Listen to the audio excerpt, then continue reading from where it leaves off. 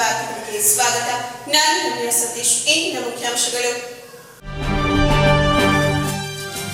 ಹೆಣ್ಣು ಮಕ್ಕಳ ಗರ್ಭಕಂಠದ ಕ್ಯಾನ್ಸರ್ ತಡೆಗಟ್ಟುವ ನಿಟ್ಟಿನಲ್ಲಿ ಕೇಂದ್ರ ಸರ್ಕಾರದ ಮಹತ್ವಾಕಾಂಕ್ಷಿ ಯೋಜನೆ HPV ಲಸಿಕಾ ಅಭಿಯಾನಕ್ಕೆ ಶಾಸಕ ಬಾಲಕೃಷ್ಣ ಅವರಿಂದ ಚಾಲನೆ. 14 ರಿಂದ 15 ವರ್ಷದೊಳಗಿನ ವಯೋಮಾನದ ಹೆಣ್ಣು ಮಕ್ಕಳಿಗೆ ಲಸಿಕೆ. ತಾಲೂಕಿನ 1830 ಮಕ್ಕಳಿಗೆ ಲಸಿಕೆ ಎಂದರು. ಜೀವಂತ ಕಲೆಯ ಮೂಲ ರಂಗಭೂಮಿ. ಅಭಿನಯ ಪರಿಪಕ್ವವಾಗಲು ರಂಗಭೂಮಿಯೇ ಪ್ರಮುಖ ವೇದಿಕೆ ಎಂದ ತಾಲೂಕು ಕನ್ನಡ ಸಾಹಿತ್ಯ ಪರಿಷತ್ ಅಧ್ಯಕ್ಷ HN ಲೋಕೇಶ್. ಪಟ್ಟಣದಲ್ಲಿ ನಡೆದ ವಿಶ್ವ ರಂಗಭೂಮಿ ದಿನಾಚರಣೆಯಲ್ಲಿ ಹೇಳಿಕೆ. ಹಾಗೂ ಪಟ್ಟಣದ ಪ್ರತಿಮಾ ಟ್ರಸ್ಟ್ನ ಪ್ರತಿಮಾ ರಂಗಲೋಕದಲ್ಲಿ ಅನುಪಯುಕ್ತ ವಸ್ತುಗಳಿಂದ ಅಲಂಕಾರಿಕ ವಸ್ತುಗಳ ತಯಾರಿಕೆ ತರಬೇತಿ ಶಿಬಿರ. ಮಹಿಳೆಯರು ಮನೆಯಲ್ಲಿಯೇ ಇದ್ದು ಇಂತಹ ಕೌಶಲ್ಯ ರೂಪಿಸಿಕೊಳ್ಳುವಂತೆ ಕರೆ.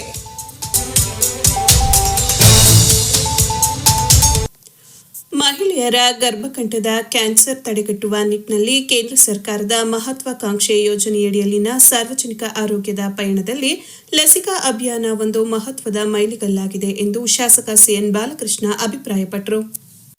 ಪಟ್ಟಣದ ಸಾರ್ವಜನಿಕ ಆಸ್ಪತ್ರೆಯ ಸಭಾಂಗಣದಲ್ಲಿ ಜಿಲ್ಲಾ ಆರೋಗ್ಯ ಮತ್ತು ಕುಟುಂಬ ಕಲ್ಯಾಣ ಇಲಾಖೆ, ತಾಲೂಕು ಆರೋಗ್ಯಾಧಿಕಾರಿಗಳ ಕಚೇರಿ ವತಿಯಿಂದ ಆಯೋಜಿಸಿದ್ದ HPV ಲಸಿಕಾ ಅಭಿಯಾನ ಕಾರ್ಯಕ್ರಮಕ್ಕೆ ದೀಪ ಬೆಳಗಿಸುವುದರೊಂದಿಗೆ ಚಾಲನೆ ನೀಡಿ ಮಾತನಾಡಿದ ಅವರು, ಸುಯೋಜಿತ ಮತ್ತು ವ್ಯವಸ್ಥಿತ ಅಭಿಯಾನಗಳ ಮೂಲಕ ಗಂಭೀರ ಕಾಯಿಲೆಗಳ ಹೊರೆಯನ್ನ ತೊಡೆದುಹಾಕಿದ ಸುದೀರ್ಘ ಇತಿಹಾಸ ಭಾರತಕ್ಕಿದೆ. 1950ರ ದಶಕದ ಕಾಯಿಲೆಗಳಿಂದ ಹಿಡಿದು ಇತ್ತೀಚಿನ ಕೋವಿಡ್ ಲಸಿಕಾ ಅಭಿಯಾನಗಳವರೆಗೆ ಇವೆಲ್ಲವನ್ನು ಯಶಸ್ಸಿನ ಗುರಿಯೊಂದಿಗೆ ರೂಪಿಸಲಾಗಿತ್ತು. ಅದೇ ಶಿಸ್ತು ಮತ್ತು ಸಾರ್ವಜನಿಕ ನಂಬಿಕೆ ಈಗ HPV ಲಸಿಕಾ ಕಾರ್ಯಕ್ರಮದ ಯಶಸ್ಸನ್ನು ನಿರ್ಧರಿಸಲಿದೆ. ಗರ್ಭಕಂಠದ ಕ್ಯಾನ್ಸರ್ ತಡೆಗಟ್ಟುವ ಉದ್ದೇಶದಿಂದ ಕೇಂದ್ರ ಸರ್ಕಾರದ ಆರೋಗ್ಯ ಮತ್ತು ಕುಟುಂಬ ಕಲ್ಯಾಣ ಮಂತ್ರಾಲಯದೊಂದಿಗೆ ರಾಜ್ಯ ಸರ್ಕಾರಗಳು ಕೈಜೋಡಿಸಿ ಈ ಕಾರ್ಯಕ್ರಮವನ್ನು ಅಭಿಯಾನದ ಮಾದರಿಯಲ್ಲಿ ಮುನ್ನಡೆಸುತ್ತಿರುವುದು ಶ್ಲಾಘನೀಯ ಎಂದರು.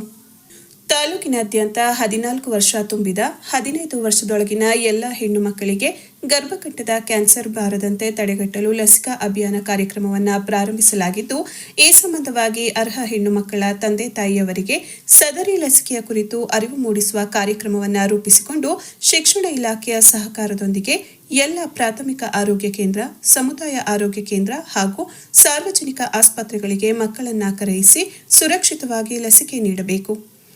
ತಾಲೂಕಿನ ಎಲ್ಲ ಹೆಣ್ಣು ಮಕ್ಕಳು ಸರ್ಕಾರದಿಂದ ಉಚಿತವಾಗಿ ನೀಡುವ HPV ಲಸಿಕೆ ಪಡೆದುಕೊಂಡು ಆರೋಗ್ಯವನ್ನು ಕಾಪಾಡಿಕೊಳ್ಳುವುದರ ಮೂಲಕ ಗರ್ಭಕಂಠದ ಕ್ಯಾನ್ಸರ್ ಮುಕ್ತ ಸಮಾಜ ನಿರ್ಮಿಸಬೇಕೆಂದು ಕರೆ ನೀಡಿದರು.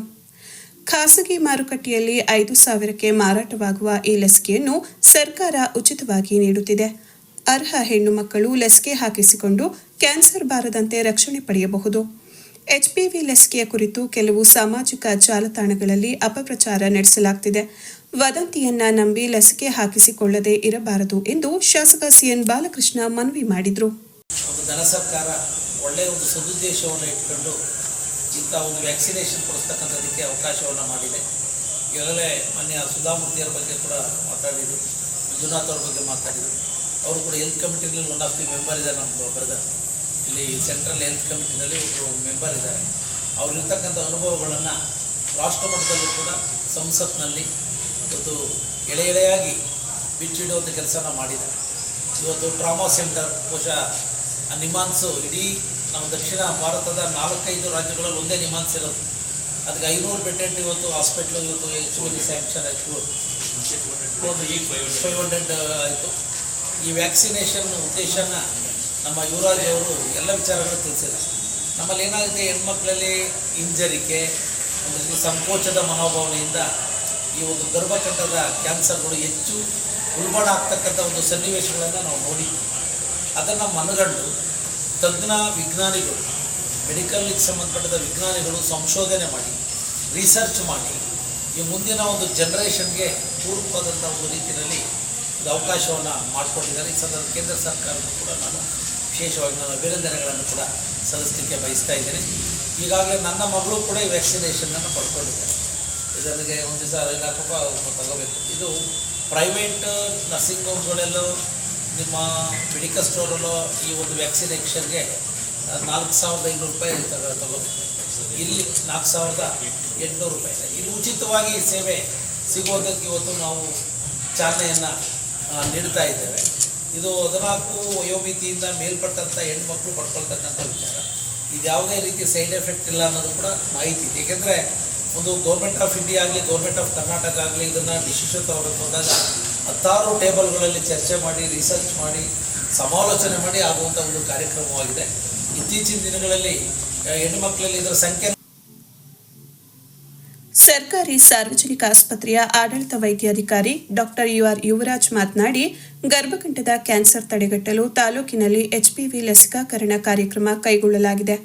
ದಿನನಿತ್ಯದ ರೋಗ ನಿರೋಧಕ ಶಕ್ತಿ ವೃದ್ಧಿ, MR ನಿರ್ಮೂಲನೆ ಹಾಗೂ ಗರ್ಭಕಂಠದ ಕ್ಯಾನ್ಸರ್ ತಡೆಗಟ್ಟುವ ಮೂಲಕ ಹೆಣ್ಣು ಮಕ್ಕಳ ಭವಿಷ್ಯವನ್ನು ಸುರಕ್ಷಿತಗೊಳಿಸಲು ಸುರಕ್ಷಿತ ಲಸಿಕೆ ಅಭಿಯಾನ ಕೈಗೊಳ್ಳಲಾಗಿದೆ. HPV ಲಸಿಕೆಯು ಹೆಣ್ಣು ಮಕ್ಕಳಲ್ಲಿ ಗರ್ಭಕಂಠದ ಕ್ಯಾನ್ಸರ್ ಅನ್ನು ತಡೆಗಟ್ಟುವಲ್ಲಿ ಪರಿಣಾಮಕಾರಿ. ಯಾವುದೇ ಅಡ್ಡ ಪರಿಣಾಮ ಇರುವುದಿಲ್ಲ. ಪ್ರತಿ 14 ವರ್ಷದ ಹೆಣ್ಣು ಮಕ್ಕಳಿಗೆ HPV ಲಸಿಕೆಯನ್ನು ಉಚಿತವಾಗಿ ಹಾಕಲಾಗುತ್ತದೆ. ತಾಲೂಕಿನಲ್ಲಿ ಸಮೀಕ್ಷಾ ವರದಿಯಂತೆ 15 ವರ್ಷದೊಳಗಿನ 1830 ಹೆಣ್ಣು ಮಕ್ಕಳಿದ್ದಾರೆ. ಇವರಿಗೆ ಲಸಿಕೆ ಹಾಕುವ ನಿಟ್ಟಿನಲ್ಲಿ ಅಗತ್ಯ ಸಿದ್ಧತೆ ಕೈಗೊಳ್ಳಲಾಗಿದೆ. ಇದಕ್ಕೆ ಈಗಾಗಲೇ ತಾಲೂಕಿಗೆ 750 ಡೋಸ್ ಲಸಿಕೆ ಬಂದಿದ್ದು, ಸುರಕ್ಷತಾ ಕ್ರಮಗಳೊಂದಿಗೆ ಲಸಿಕಾ ಕೇಂದ್ರಕ್ಕೆ ಪೂರೈಸಲಾಗಿದೆ. 2ನೇ ಹಂತದಲ್ಲಿ ಉಳಿದ ಪ್ರಮಾಣದ ಲಸಿಕೆಗಳು ತರಿಸಿಕೊಳ್ಳಲಾಗುತ್ತದೆ. ಪ್ರತಿದಿನ ಬೆಳಗ್ಗೆ 9 ರಿಂದ ಮಧ್ಯಾಹ್ನ 2ರವರೆಗೆ ಸರ್ಕಾರಿ ಸಾರ್ವಜನಿಕ ಆಸ್ಪತ್ರೆ, ತಾಲೂಕಿನ ಎಲ್ಲ ಪ್ರಾಥಮಿಕ ಆರೋಗ್ಯ ಕೇಂದ್ರ, ಸಮುದಾಯ ಆರೋಗ್ಯ ಕೇಂದ್ರ ಮತ್ತು ಲಸಿಕಾ ಕೇಂದ್ರಗಳಲ್ಲಿ ಉಚಿತವಾಗಿ ಎಡಗೈಯ ತೋಳಿನ ಸ್ನಾಯುಗೆ ಲಸಿಕೆಯನ್ನು ಹಾಕಲಾಗುತ್ತದೆ. ಈ ನಿಟ್ಟಿನಲ್ಲಿ ಆರೋಗ್ಯ ಕೇಂದ್ರಗಳಲ್ಲಿ ಸೂಕ್ತ ವ್ಯವಸ್ಥೆ ಮಾಡಿಸಿಕೊಳ್ಳಲಾಗಿದೆ ಎಂದು ತಿಳಿಸಿದರು. ಕಾರ್ಯಕ್ರಮದಲ್ಲಿ TAPCMSನ ಅಧ್ಯಕ್ಷ ವೆಂಕಟೇಶ್ ಮೂರ್ತಿ, ಮಾಜಿ ಅಧ್ಯಕ್ಷ ಕುಂಬಾರಹಳ್ಳಿ ರಮೇಶ್, ಕ್ಷೇತ್ರ ಆರೋಗ್ಯ ಶಿಕ್ಷಣಾಧಿಕಾರಿ ಅನಿತಾ, ನರ್ಸಿಂಗ್ ಅಧೀಕ್ಷಕಿ ಆರ್ ಪದ್ಮಮ್ಮ, ಅನುರಾಧ, ಸಾರ್ವಜನಿಕ ಆಸ್ಪತ್ರೆಯ ಅಧಿಕಾರಿಗಳು, ಸಿಬ್ಬಂದಿಗಳು ಹಾಗೂ ವಿದ್ಯಾರ್ಥಿಗಳು ಉಪಸ್ಥಿತರಿದ್ದರು. ಕಾರ್ಯಕ್ರಮದ ಸಾಫಲ್ಯತೆಯನ್ನು ಸಾಧಲಿಕ್ಕೆ ಆಗಮಿಸಿರ್ತಕ್ಕಂಥ ಎಲ್ಲ ನನ್ನ ಮಾಧ್ಯಮದ ಸನ್ಮಿತ್ರರು. ಈ ಒಂದು ಮಹತ್ವಾಕಾಂಕ್ಷೆಯ ಕಾರ್ಯಕ್ರಮ ಹೇಗೆ ಅಂತಂದರೆ, ಬಹುಶಃ ಇವತ್ತು ತಮಗೆಲ್ಲರೂ ಗೊತ್ತಿರ್ಬೋದು, ಹೆಣ್ಣು ಒಂದು ಕುಟುಂಬದ ಅಸ್ತಿತ್ವ, ಹೆಣ್ಣು ಒಂದು ಕುಟುಂಬದ ಕಣ್ಣಿದ್ದಾಗೆ, ಹಾಗೆ ಒಂದು ಬಲಿಷ್ಠ ಭಾರತದ ಅಡಿಪಾಯ ಹೆಣ್ಣು. ಅಂಥ ಹೆಣ್ಣನ್ನು ಒಂದು ಸಬಲೀಕರಣದ ಒಂದು ಸದೃಢವಾದ ಹೆಜ್ಜೆಯನ್ನು ಇಟ್ಟಿರ್ತಕ್ಕಂಥ ಒಂದು ಘನ ಸರ್ಕಾರ ಇವತ್ತು ವಿಶೇಷವಾಗಿ ಮಹಿಳೆಯರಿಗೆ ಈ ಒಂದು ಕಾರ್ಯಕ್ರಮವನ್ನು ಹಮ್ಮಿಕೊಂಡು ಈ ಒಂದು ಏನು ನಾವು ಪ್ರತಿನಿತ್ಯ ನೋಡ್ತಾ ಇರ್ತೀವಿ, 100 ಮಹಿಳೆಯರಲ್ಲಿ ಬಹುಶಃ 15 ರಿಂದ 20 ಜನ ಗರ್ಭಕೋಶದ ಕ್ಯಾನ್ಸರ್, ಸರ್ವೈಕಲ್ ಕ್ಯಾನ್ಸರ್ ಅಂತ ನಮ್ಮ ಮಾನ್ಯ ಶಾಸಕರೊಟ್ಟಿಗೆ ಕೇಳ್ತಾ ಇರ್ತಾರೆ. ಸರ್, ನಾವು ಕೀಮೋಥೆರಪಿ ಕೊಡಿಸ್ಬೇಕು, ನಾವು ಅದನ್ನು ಕೊಡಿಸ್ಬೇಕು, ನಾವು ವಿದ್ವಾಯಿಗೆ ಹೋಗ್ಬೇಕು, ಈಗ ಯಾವುದೋ HCG ಹೋದ್ರು ಅಲ್ಲಿ 2 ಲಕ್ಷ ಕೇಳ್ತಾ ಇದ್ದಾರೆ. ದಿನನಿತ್ಯ ನಮ್ಮ ಮಾನ್ಯ ಶಾಸಕರಲ್ಲಿ ಹಲವಾರು ಇದನ್ನು ಏನು ಸಮಸ್ಯೆಗಳನ್ನ ಹೊತ್ಕೊಂಡು ಇವತ್ತು ನಮ್ಮ ಜನಸಾಮಾನ್ಯರು, ಶ್ರೀಸಾಮಾನ್ಯರು ಬರ್ತಾ ಇರ್ತಾರೆ. ಬಹುಶಃ ಇದನ್ನು ಮನಗಂಡಂಥ ಸರ್ಕಾರ ಇವತ್ತು ಕೇಂದ್ರ ಸರ್ಕಾರದ, ತಮಗೆಲ್ಲರೂ ಗೊತ್ತಿರ್ಬೋದು, ನಮ್ಮ ಸುಧಾಮೂರ್ತಿ ಮೇಡಮ್ ಅವರು ರಾಜ್ಯಸಭಾ ಸದಸ್ಯರು ಕಳೆದ 3 ವರ್ಷದಿಂದ ಅವರು ಹಿಂದೆ ಒಂದು ಸದನದಲ್ಲಿ ಈ ವಿಷಯವನ್ನು ಪ್ರಸ್ತಾಪ ಮಾಡಿದರು. ಸರ್, ಇದು ಈ ಒಂದು ಎಲ್ಲ ಮಹಿಳೆಯನ್ನ ನಾವು ಸಬಲೀಕರಣದ ಒಂದು ಎನ್ಪವರ್ಮೆಂಟ್ ಅಂತ ಒಂದು ಕಡೆ ಹೇಳ್ತಾ ಇದ್ದೀವಿ, ಮಹಿಳೆಯರನ್ನ ಒಂದು ಸಾವನ್ನು ಈ ರೀತಿ ನೋಡ್ತಾ ಇದ್ದೀವಿ. ಬಹುಶಃ ಇವೆಲ್ಲ ಪ್ರಿವೆಂಟಬಲ್ ಕಾಸಸ್. ಏಕೆಂತಂದರೆ ಇವತ್ತು 14 ವರ್ಷದ ಮಕ್ಕಳಿಗೆ ನಾವು ವ್ಯಾಕ್ಸಿನೇಷನ್ ಮಾಡ್ತು ಅಂತ ಹೇಳಿದರೆ ಬಹುಶಃ ಅವ್ರು ಇನ್ನೂ ಎಕ್ಸ್ಪೋಸ್ ಆಗಿರಲ್ಲ. 14 ರಿಂದ 15, 14 ಇರಬೇಕು, 15 ನಡೀತಾ ಇರಬೇಕು. ಆ ಒಂದು 14 ರಿಂದ ಬಹುಶಃ 15 ತುಂಬಿರಬಾರ್ದು ಅಂತ ನಾವು ಹೇಳ್ತೀವಿ. ಬಹುಶಃ ಕೆಲವರೆಲ್ಲವ 10th ಸ್ಟ್ಯಾಂಡರ್ಡ್ ಇದ್ರೂ ಕೂಡ ಅವ್ರದ್ದು 15 ವರ್ಷ ಒಳಗಡೆ ಇರುತ್ತೆ. ಅಂಥ ಮಕ್ಕಳಿಗೆ ಫಲಾನುಭವಿಗಳಿರುತ್ತೆ. ಇವತ್ತು ಇಡೀ ತಾಲೂಕಿನಲ್ಲಿ ನಾವು 1839 ಮಕ್ಕಳನ್ನ ನಾವು ಈಗ ನಾವು ಗುರುತಿಸಿದ್ದೀವಿ ಈ ಒಂದು ವ್ಯಾಕ್ಸಿನೇಷನ್ ಮಾಡಲಿಕ್ಕೆ. ಬಹುಶಃ ಈ ಒಂದು ಪವಿತ್ರವಾದ ಒಂದು ಕಾರ್ಯಕ್ರಮ ಅಂತಂದರೆ ಇವತ್ತು ನಾವೆಲ್ಲರೂ ಕೂಡ ನಮ್ಮ ಹೆಣ್ಣನ್ನು ಪೂಜ್ಯ ಭಾವನೆಯಿಂದ ನೋಡ್ತೀವಿ. ಎತ್ತರ ನಾರಸ್ತು ಪೂಜ್ಯಂತೆ ರಮಂತೆ ತತ್ರ ದೇವತಾಂ. ಎಲ್ಲಿ ನಾರಿಯರನ್ನ ಪೂಜ್ಯ ಮನೋಭಾವದಿಂದ ನೋಡ್ತೀವೋ, ಆದರಣೀಯ ಮನೋಭಾವನೆಯಿಂದ ಅಲ್ಲಿ ದೇವರು ನೆಲೆಸಿರ್ತಾ ಇರುತ್ತೆ. ಆ ಒಂದು ಸದುದ್ದೇಶದ ಮಾನ್ಯ ಶ್ರೀಮತಿ ಡಾಕ್ಟರ್ ಸುಧಾಮೂರ್ತಿಯವರು ಈ ವಿಷಯವನ್ನು ಎತ್ಕೊಂಡು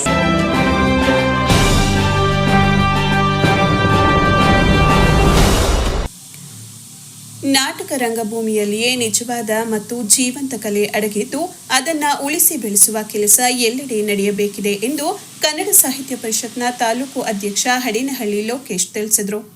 ಪಟ್ಟಣದ ಸರ್ಕಾರಿ ಕೈಗಾರಿಕಾ ತರಬೇತಿ ಸಂಸ್ಥೆಯ ಸಭಾಂಗಣದಲ್ಲಿ ಶುಕ್ರವಾರದಂದು ತಾಲೂಕು ಕನ್ನಡ ಸಾಹಿತ್ಯ ಪರಿಷತ್, ಸರ್ಕಾರಿ ಕೈಗಾರಿಕಾ ತರಬೇತಿ ಸಂಸ್ಥೆ ಹಾಗೂ ಜನಪದ ರಂಗಮಾಧ್ಯಮ ಇವರ ಸಹಯೋಗದಲ್ಲಿ ಆಯೋಜಿಸಲಾಗಿದ್ದ ವಿಶ್ವ ರಂಗಭೂಮಿ ದಿನಾಚರಣೆ ಕಾರ್ಯಕ್ರಮವನ್ನು ಉದ್ಘಾಟಿಸಿ ಅವರು ಮಾತನಾಡಿದರು. ರಂಗಭೂಮಿಯು ಸಮಾಜದಲ್ಲಿನ ಓರೆಕೋರೆಗಳನ್ನು ತಿದ್ದುವ ಮಹತ್ವದ ಪಾತ್ರ ವಹಿಸಿದೆ. ಆದರೆ ಇತ್ತೀಚಿನ ದಿನಗಳಲ್ಲಿ ರಂಗಭೂಮಿಯತ್ತ ಕಲಾವಿದರು ಬರುವುದು ಕಮ್ಮಿ ಆಗಿರುವುದು ಕಳವಳದ ವಿಷಯವಾಗಿದೆ. ಚಲನಚಿತ್ರಗಳ ನಿರ್ಮಾಣಕ್ಕೆ ನಾಟಕಗಳು ಪರೋಕ್ಷ ಪ್ರಭಾವ ಬೀರುವ ಮೂಲಕ ತಮ್ಮದೇ ಆದ ಛಾಪನ್ನ ಹೊಂದಿದ್ದವು. ಆದರೆ ಇಂದಿನ ಆಧುನಿಕತೆಯ ಭರಾಟೆಯಲ್ಲಿ ನಾಟಕಗಳನ್ನು ನೋಡುವ ರಂಗಾಸಕ್ತರ ಸಂಖ್ಯೆ ಕ್ಷೀಣಿಸುತ್ತಿದೆ. ಗ್ರಾಮೀಣ ಪ್ರದೇಶದ ವಿದ್ಯಾರ್ಥಿಗಳು ರಂಗಭೂಮಿಯ ಬಗ್ಗೆ ಹೆಚ್ಚು ಆಸಕ್ತಿ ವಹಿಸಬೇಕಿದೆ. ಕಲೆ, ನಾಟಕ ಕುರಿತ ಪ್ರತಿಭೆಗಳು ನಮ್ಮಲ್ಲೇ ಇದ್ದರೂ ಅವುಗಳ ಪ್ರದರ್ಶನಕ್ಕೆ ಹಿಂಜರಿಯುವ ಸಾಧ್ಯತೆ ಹೆಚ್ಚಿವೆ. ನಾವು ಸಹ ಪ್ರತಿಭಾವಂತರು ಎನ್ನುವುದನ್ನು ವೇದಿಕೆಯಲ್ಲಿ ಪ್ರದರ್ಶನ ಮಾಡುವುದನ್ನು ಬೆಳೆಸಿಕೊಳ್ಳಬೇಕು ಎಂದರು. ಮೊಬೈಲ್ನಿಂದ ಜೀವನ ಹಾಳು ಮಾಡಿಕೊಳ್ಳುತ್ತಿರುವ ಯುವ ಪೀಳಿಗೆಗೆ ರಂಗಭೂಮಿ ಸುಸಂಸ್ಕೃತರನ್ನಾಗಿ ಮಾಡುತ್ತದೆ. ರಂಗಭೂಮಿಯ ಕಲಾವಿದರನ್ನ ಪೋಷಿಸುವುದು ಮತ್ತು ಈ ಕಲೆಯನ್ನು ಉಳಿಸಿಕೊಳ್ಳುವುದು ಇಂದಿನ ಕಾಲದಲ್ಲಿ ಬಹುದೊಡ್ಡ ಜವಾಬ್ದಾರಿಯಾಗಿದೆ. ಕೆಲವು ಭಾಗದಲ್ಲಿ ಮಾತ್ರ ರಂಗಭೂಮಿ ಉಳಿದಿದೆ. ಭಾವನಾತ್ಮಕ ಸಂಬಂಧವನ್ನ ಗಟ್ಟಿಗೊಳಿಸುವಲ್ಲಿ ಹಾಗೂ ಮಾನವೀಯತೆಯನ್ನ ಬೆಳೆಸುವಲ್ಲಿ ರಂಗಭೂಮಿ ಕಲೆ ಸಹಕಾರಿಯಾಗಿದೆ. ರಂಗಭೂಮಿ ಕಲೆಯನ್ನ ಕಲಾವಿದರು ಮತ್ತು ಕಲಾಸಕ್ತರು ಹೆಚ್ಚೆಚ್ಚು ಪ್ರೋತ್ಸಾಹಿಸುವ ಮೂಲಕ ಅದನ್ನ ಉಳಿಸಿ ಬೆಳೆಸಬೇಕು ಎಂದು ತಿಳಿಸಿದರು.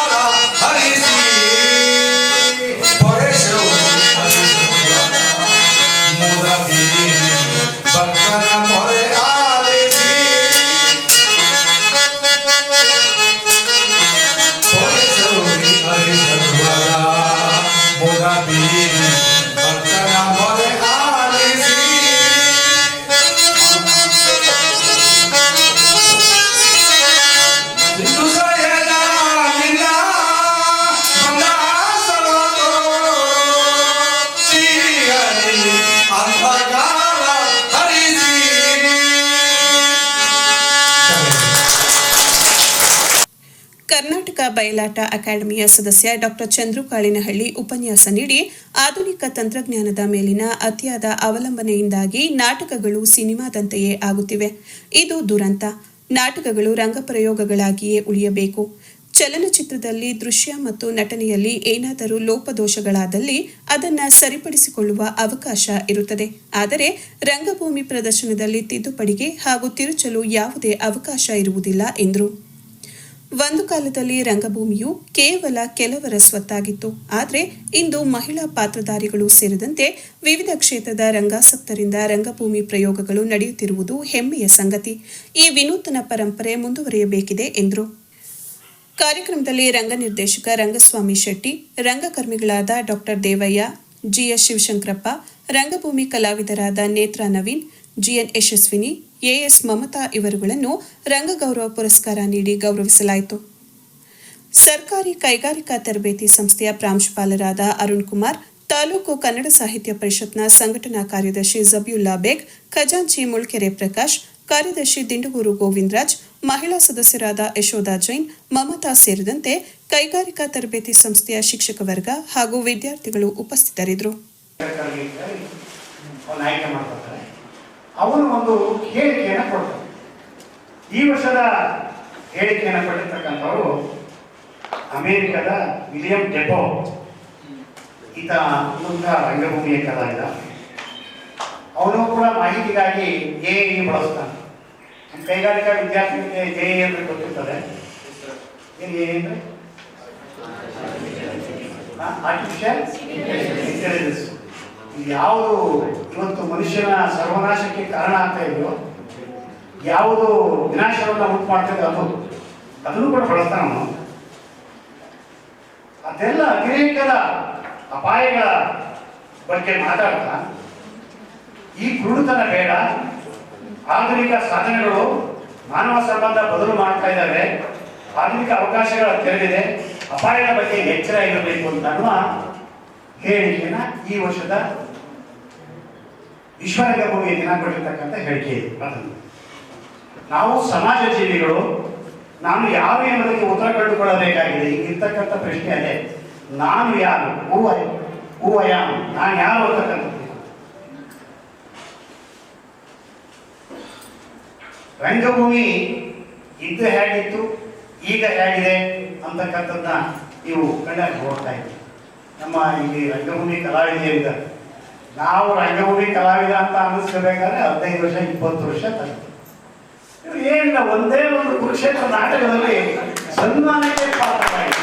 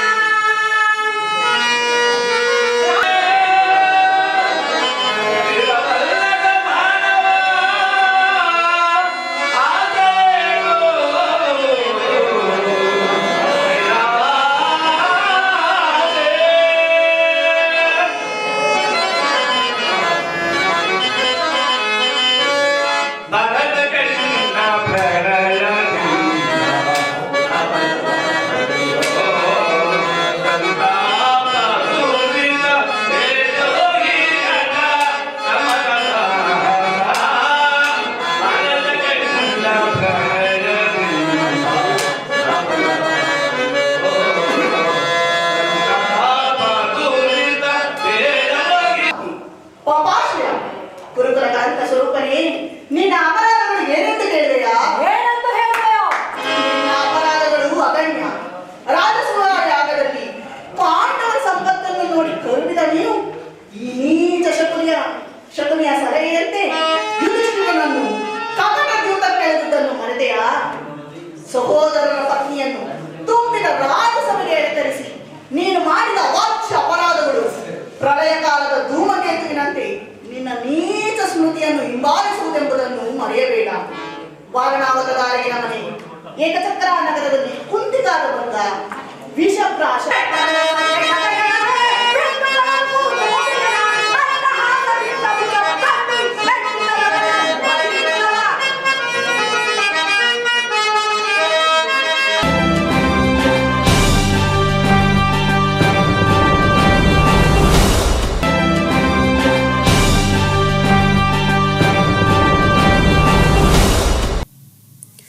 ಹಾಸನಾಂಬ ಗ್ರಾಮೀಣ ಕೈಗಾರಿಕಾ ಮತ್ತು ಕೌಶಲ್ಯ ತರಬೇತಿ ಸಂಸ್ಥೆಯಡಿ ಕಾರ್ಯನಿರ್ವಹಿಸುತ್ತಿರುವ ಹರ್ಷಿತಾ ಸಂಸ್ಥೆ ಮತ್ತು ಚನ್ನರಾಯಪಟ್ಟಣದ ಪ್ರತಿಮಾ ಟ್ರಸ್ಟ್ ಹಾಗೂ ನಬಾರ್ಡ್ ಸಂಸ್ಥೆಗಳು ಸೇರಿ ನಿರುಪಯುಕ್ತ ವಸ್ತುಗಳಿಂದ ಅಲಂಕಾರಿಕ ವಸ್ತುಗಳ ತಯಾರಿಕೆ ತರಬೇತಿ ಕಾರ್ಯಕ್ರಮಕ್ಕೆ ಚಾಲನೆ ನೀಡಲಾಯಿತು. ಪಟ್ಟಣದ ಗಾಯತ್ರಿ ಬಡಾವಣೆಯಲ್ಲಿರುವ ಪ್ರತಿಮಾ ಟ್ರಸ್ಟ್ನವರ ಪ್ರತಿಮಾ ರಂಗ ಲೋಕ ಸಭಾಂಗಣದಲ್ಲಿ ಗುರುವಾರದಂದು ನಡೆದ 20 ದಿನಗಳ ತರಬೇತಿ ಶಿಬಿರಕ್ಕೆ ಹಾಸನ ನಬಾರ್ಡ್ ವಿಭಾಗದ ಡಿಡಿಎಂ ಆದ ಶ್ರೀಮತಿ ರೇಣುಕಾ ಶಿವಕುಮಾರ್ ಉದ್ಘಾಟನೆ ನೆರವೇರಿಸಿದರು. ಉದ್ಘಾಟನೆ ನೆರವೇರಿಸಿ ಮಾತನಾಡಿದ ಅವರು, ಮನೆಯಲ್ಲಿರುವ ಮಹಿಳೆಯರು ಕ್ರಿಯಾಶೀಲತೆಯಿಂದ ಕೂಡಿರಲು ಇದೊಂದು ಉತ್ತಮವಾದ ಕಾರ್ಯಕ್ರಮ. ಶಿಬಿರಕ್ಕೆ ಆಗಮಿಸಿರುವ ಶಿಬಿರಾರ್ಥಿಗಳು ಸಮಯಕ್ಕೆ ಸರಿಯಾಗಿ ಪ್ರತಿದಿನ ಬಂದು ಇಲ್ಲಿ ತಿಳಿಸಿಕೊಡುವ ಕೌಶಲ್ಯವನ್ನ ಅತ್ಯಂತ ಶ್ರದ್ಧೆಯಿಂದ ಕಲಿಯಬೇಕೆಂದರು. ಈಗಾಗಲೇ ಸಕಲೇಶಪುರದಲ್ಲಿ ನಡೆದ ಶಿಬಿರದಲ್ಲಿ ಅಲ್ಲಿನ ಶಿಬಿರಾರ್ಥಿಗಳು ಹೆಚ್ಚು ಉಪಯೋಗ ಮಾಡಿಕೊಂಡಿದ್ದಾರೆ ಎಂದರು. ಇಲ್ಲಿಯೂ ಶಿಬಿರದ ಲಾಭ ಪಡೆಯಬೇಕು. ಅನುಪಯುಕ್ತ ಬಟ್ಟೆಗಳು, ಬಳಸಿ ಬಿಸಾಡುವ ಪ್ಲಾಸ್ಟಿಕ್ ಬಾಟಲ್ಗಳು, ಪೇಪರ್ಗಳಿಂದ ಅಲಂಕಾರಿಕ ಆಭರಣ, ಸನ್ಮಾನಕ್ಕೆ ಬಳಸುವ ಹಾರಗಳು ಸೇರಿ ಹಲವು ಬಗೆಯ ಬಹುಪಯೋಗಿ ವಸ್ತುಗಳನ್ನಾಗಿ ರೂಪಿಸಬಹುದೆಂದರು. ಸಮಾರಂಭಕ್ಕೆ ಮುಖ್ಯ ಅತಿಥಿಗಳಾಗಿ ಹಾಸನ ಕೆನರಾ ಬ್ಯಾಂಕಿನ ಎಲ್ಟಿಎಂ ಲತಾ ಸರಸ್ವತಿ, ನಗರಾಭಿವೃದ್ಧಿ ಇಲಾಖೆಯಲ್ಲಿನ ರಾಷ್ಟ್ರೀಯ ನಗರ ಜೀವನೋಪಾಯದ ಜಿಲ್ಲಾ ವ್ಯವಸ್ಥಾಪಕ ಡಾಕ್ಟರ್ ರಾಜಶೇಖರ್ ಕನ್ನಾಲ್, ಕೌಶಲ್ಯಾಭಿವೃದ್ಧಿ ಅಧಿಕಾರಿ ಡಾಕ್ಟರ್ ಕೋಮಲ್ ರಾಜ್, ಪ್ರತಿಮಾ ಟ್ರಸ್ಟ್ ಅಧ್ಯಕ್ಷ ಉಮೇಶ್ ತೆಂಕನಹಳ್ಳಿ ಸೇರಿ ಇತರರು ಇದ್ದರು. ಪ್ರಾರಂಭ ಮಾಡಿದ್ದು. ಸೊ ಮೂಲ ಗುರಿ ಉಟ್ಕೊಂಡು ಮಾಡಿರ್ತಕ್ಕಂಥ ಈ ಒಂದು ಸಂಸ್ಥೆಯಲ್ಲಿ ಮಹಿಳಾ ಸಬಲೀಕರಣ ನಿಟ್ಟಿನಲ್ಲಿ ಒಂದು ಕಾರ್ಯಕ್ರಮನ ನಾವು ಆಲೋಚನೆ ಮಾಡಿಕೊಂಡು ಸಂಸ್ಥೆನ ಪ್ರಾರಂಭ ಮಾಡಿದ್ವಿ. ಹಾಸನ ಜಿಲ್ಲೆಯಲ್ಲಿ ಇಲ್ಲಿವರೆಗೂ ಕೂಡ ಸುಮಾರು 1200 ಮಹಿಳಾ ಸ್ವಸಹಾಯ ಸಂಘಗಳ ರಚನೆ ಮಾಡಿ ಅವರಿಗೆ ವಿವಿಧ ರೀತಿಯ ತರಬೇತಿ ಕಾರ್ಯಕ್ರಮಗಳನ್ನು ಕೊಡುವಂಥದ್ದು. ಸೊ ಈ ರೀತಿಯ ಒಂದು ಕಾರ್ಯಕ್ರಮಗಳನ್ನು ಆ ನಿಟ್ಟಿನಲ್ಲಿ ನಾವು ಒಂದು ಸಂಸ್ಥೆನ ಪ್ರಾರಂಭ ಮಾಡ್ಕೊಂಡು ಬಂದಿದ್ದೀವಿ. ಸೊ ಈ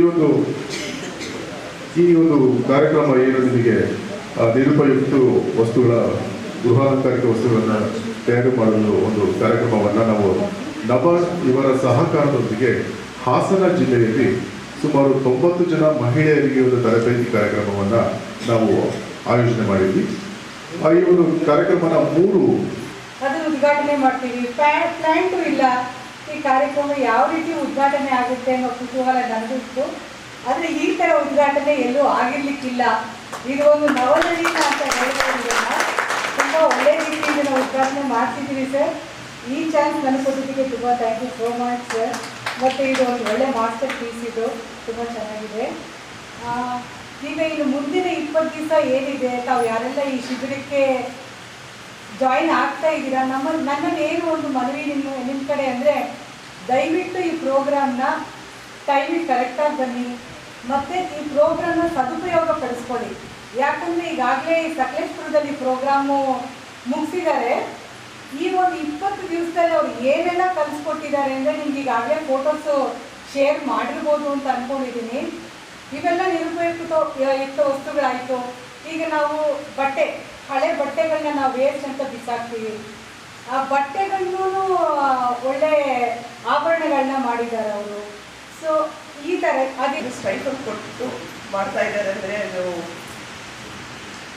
ನಬಾರ್ಡ್ ಅಂತ ಗೌರ್ಮೆಂಟ್ ಸಂಸ್ಥೆಗೆ ಮಾತ್ರ ಅದಲ್ಲ. ಅವರು ಇಂಥದ್ದು ಪ್ರೋಗ್ರಾಮ್ಸ್ ಆಗಲೇ ಸಕಲೇಶ್ಪುರಲ್ಲಿ ಮಾಡಿದ್ದಾರೆ. ಸೊ ಇದು ತುಂಬ ಯೂಸ್ಫುಲ್ಲು. ಈ ಸ್ವಸಹಾಯ ಸಂಘ ನೀವು ಏನು ಮೆಂಬರ್ಸ್ ಇದ್ದೀರೋ ಅದಕ್ಕೂ ಕಾರಣ ನಬಾರ್ಡೆ. ಯಾಕೆಂದರೆ ಮೋರ್ದನ್ ಇಂಡಿಯಾನಲ್ಲಿ ಸ್ವಸಹಾಯ ಸಂಘ ಸ್ಟಾರ್ಟ್ ಆಗಿದ್ದೆ ನಬಾರ್ಡ್ ಒಂದು ರಿಸರ್ಚ್ ಮಾಡಿ ಅಲ್ಲಿಂದಲೇ ಸ್ವಸಹಾಯ ಸಂಘ ಬಂದಿದೆ.